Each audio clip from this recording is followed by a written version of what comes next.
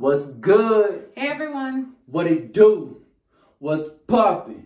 Her name is Ebony. His name is Eugene. And today's topic is complications within marriage. It gets real. 3G, 3G, 3G. Yeah. I do what I do. I do what I do. You do it through me. 3G. Let's talk about it. Let's talk about it. So something we've experienced within our marriage that complicates it sometimes is communication barriers. You know, a lot of times you and your spouse may think different, may speak different, may use different terminology, and at times that can bring miscommunication, misunderstandings. I feel like a lot of times when my husband and I are speaking to each other, there are times where we don't understand each other. Sometimes we may say a sentence to each other and not even understand that sentence to each other.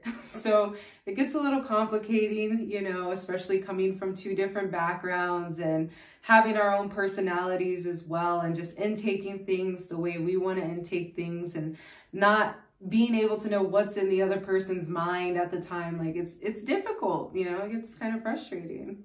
So a great way to minimize the misunderstandings is clarification.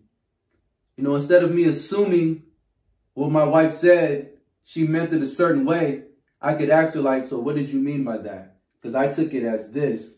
Is that how you meant it? And then she could agree, disagree, correct, or whatever she needs to do to make sure that we're hearing each other effectively. Definitely. I agree. And I feel as though your demeanor plays a big part in it as well. If I'm trying to clarify something with my husband and I have a stank attitude about it, that's not going to help the situation, and vice versa. So I'm like, oh, what do you mean by that? Or why are you looking that way? You know, your demeanor and your face expression, all of that really plays part into your communication, and that can make it go either, you know, good or down south. Very true. It's not always what you say. At times it's how you say it, and sometimes your body language as you're saying it. As she said, I can say, what did you mean by that? Or what did you mean by that? I'm not exactly sure where you were coming at when you said it that way. So yes, demeanor plays a very important factor when it comes to communication and misunderstandings. So when there are any kind of communication hurdles, barriers, obstacles, it can often lead to unalignment. You know, you and your spouse not being aligned, not being on the same page, not heading in the same direction. And it's very hard to keep the unity and the congruity within a relationship when you're not aligned. Also, another thing that I found that can be very complicating in marriage is that if you're talking over each other, that really does not help the situation. It's almost like pointless to even have the conversation because you're talking over each other and you're not even wanting to listen to what the other person is saying because you're too busy talking and saying what's on your mind. To be quiet in certain instances can help with that, and just listening to understand. I think we've said that in some videos. So yeah, just don't be quick to talk over the person, because everyone needs to understand what's going on and understand each other. If you're both talking, all that means is no one's listening. It's not much a conversation when we're not listening and giving. Listening and giving, which can be more difficult depending on the conversations, depending on what's going on and what's being spoken about. Another thing that can cause complications within a marriage is two different upbringings. You know, you have two different people coming into one marriage under one household that may have been brought up different, you know, with different morals, different ways of communicating, different ways of loving, of showing that love, expressing that love, different ways of handling situations within the household. You know, when there are two different upbringings, in the same relationship, you're going to have to work together and figure out what works for your relationship. Not what worked for my parents' relationship, not what worked for her parents' relationship. Of course, we can utilize some of the strengths and avoid some of the weaknesses that we may have realized within our relationships, within our lives. But it's very key that you and your spouse come together and form what works best for the two of you in your household, your relationship, your family. I also feel as though a lack of intimacy within marriage can cause complications as well. And also with the wording of things, when you're speaking to your spouse and you're saying certain words, in a way, sometimes we have our own definitions for certain words that we use. So being able to communicate with your partner and saying, okay, what does this word mean to you?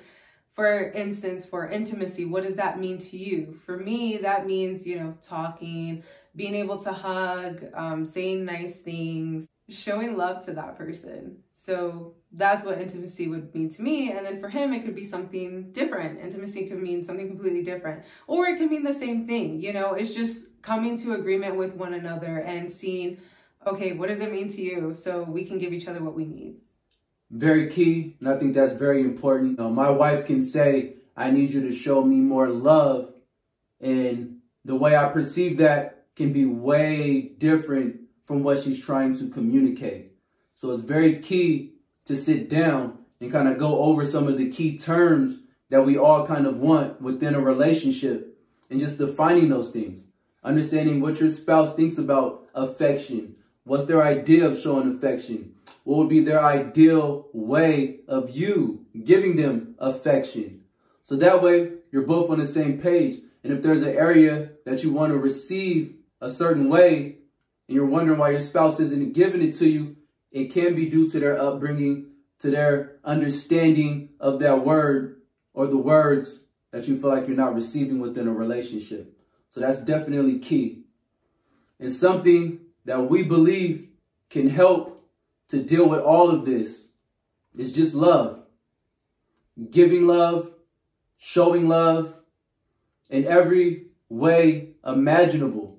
And just as we just talked about, getting each other's understanding of the word love, of the actions behind love, and just seeing what that means to me and what that means to my spouse so that we can communicate to each other the kind of love we believe that we need from one another as best as possible. With that being said, whether you're married, just dating, or friendships, any relationship that you're in, there's going to be some complications. And those things may vary depending on where you're at within the relationships and what kind of relationship you find yourself in. But the key thing to remember is love conquers all things. So we must grow in that love. Find different ways to show that love. Find creative and different ways to communicate that love. So that way, when your spouse is feeling like they're lacking something in a specific area, they can also think about all the other areas that you are fulfilling, that you're trying to fulfill, that you're working on, that you may have not been born with the ability to do, but you've been working on and getting better at it and making progress. It's not about perfection, it's about progression and heading in the same direction with each other. So, we're not going to make this video longer than it needs to be. If you're feeling the vibe, like and subscribe.